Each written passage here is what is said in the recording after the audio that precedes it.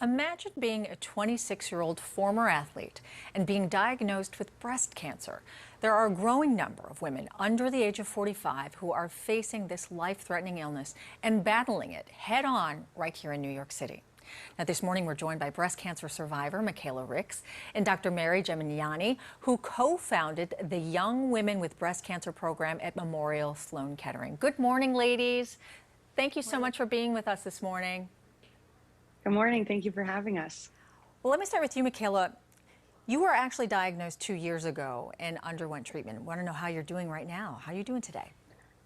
I'm feeling great. Thank you so much for having me on. It's an honor to be here to talk today about We Fight Like Girls and my experience at Memorial Sloan Kettering. So you actually had one of the most common forms of breast cancer. Can you tell us what that is exactly? And walk us through what made you go to even get a screening in the first place, because most women in their 20s don't normally get screened.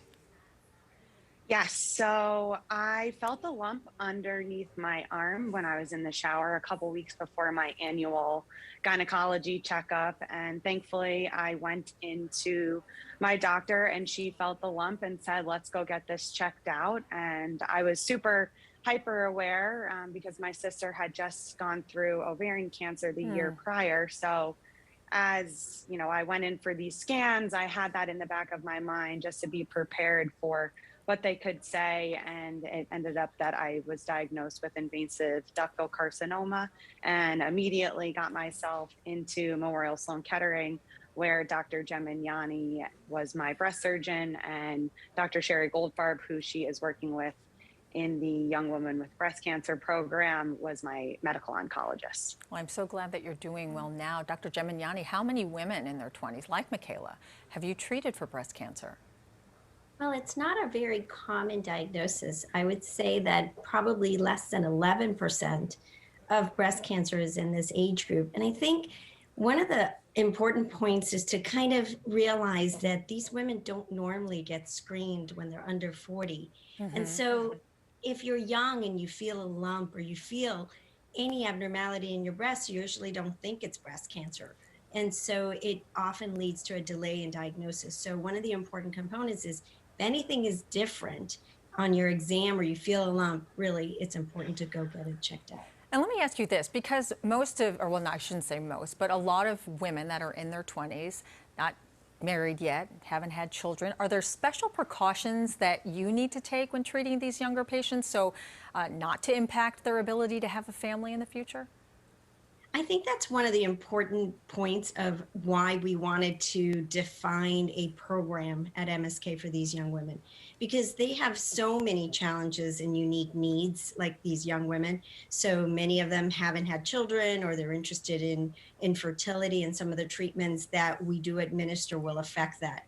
And so being able to coordinate their care and be able to provide fertility programs and sexual health programs, as well as support services, is very important, because I think that all of this happens so quickly, and being able to tailor some of the treatments for specific needs of young women is very important.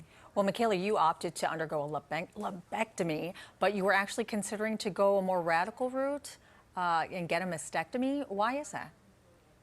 So after speaking to Dr. Gemignani, she really laid out the three options for me. The options were a lumpectomy plus 20 radiation treatments, a single mastectomy, or a double mastectomy. And that all the decision process had to deal with what various number of tests came back. So the genetic testing, the FISH test, and Dr. Gemignani can go more into the specifics on the medical side, but all of those test results helped me to make an informed decision, and she walked me through the process of what would be the best option for me, and it turned out that the lumpectomy plus radiation was the best route for treatment and cure for my disease. And as a result of this entire ordeal that you went through, you started a nonprofit called We Fight Like Girls, and you're having an event this weekend. Can you tell us about it?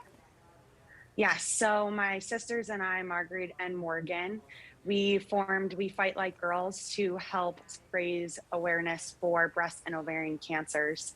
And we are going to be hosting an event tomorrow morning on the Long Beach Boardwalk and up in Rye at the Wainwright House to raise money for both breast and ovarian cancers, to spread awareness, get the word out there, and make sure that if you do notice something that is wrong, you go and get it checked out, as well as go see your doctor, make sure that you're okay, healthy, and continue to fight these diseases, because one day, hopefully, with more research, we will be able to find an end for breast and ovarian cancers. Well, Michaela, again, I am so glad that you are doing well. Thanks for sharing your story with us. And Dr. Gemignani, kudos to you for launching this great program.